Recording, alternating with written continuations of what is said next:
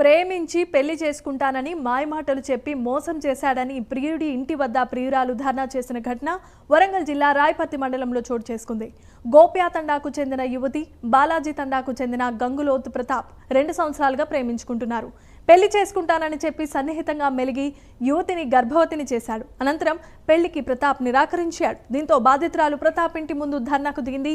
ప్రియురాలు ధర్నా చేయడానికి వస్తుందని తెలిసి ముందుగానే ప్రతాప్ ఇంటికి తాళం వేసుకుని పారిపోయాడు. నెల రోజుల క్రితం రాయపర్తి పిఎస్లో ప్రియుడిపై కేసు నమోదు చేసినా తనకు ఎలాంటి న్యాయం జరగలేదని బాధితురాలు వాపోయింది. పెద్ద మనుషులు పంచాయతీలో కూర్చోబెట్టి తనకు నష్టపరిహారం చెల్లిస్తానంటున్నారని ఆవేదన వ్యక్తం చేసింది. తనకు డబ్బొద్దని, తన ప్రియుడు ప్రతాప్తో పెళ్లి చేయాలని, లేకుంటే ఆత్మహత్య గత్యంతరమని బాధితురాలు హెచ్చరించింది.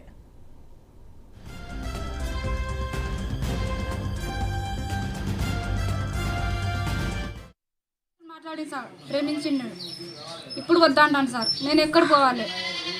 నాకు వాడే కావాలి సార్. చచ్చిన బతికిన ఇంతనే ఉంటాను. నాకు ప్రతాపే కావాలి. ఈ ఊరే బుక్కే ప్రతాప్ నాకు ప్రేమించుకున్నాడు, ఇప్పుడు వద్దంటాను. నేను ఎక్కడ పోవాలి సార్?